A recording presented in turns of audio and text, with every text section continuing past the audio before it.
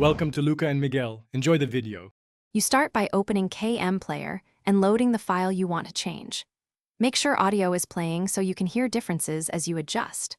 Once the file is loaded, open the audio panel from the window menu.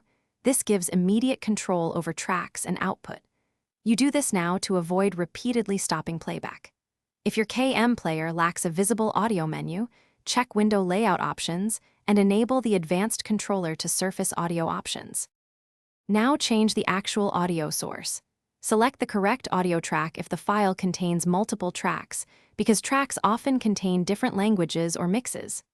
Next, pick the output device, internal speakers, headphones, or a paired Bluetooth device, so the sound goes where you expect. Then tweak balance and sample rate to match the file. If lips are out of sync, adjust the audio delay control in milliseconds. Make sure to test playback after each change, so you can hear the effect immediately. Finish by applying and saving your settings. Kmplayer often retains the last used audio output, but creating a profile saves time. Once applied, restart playback, and if necessary, reopen the file to verify the change persisted.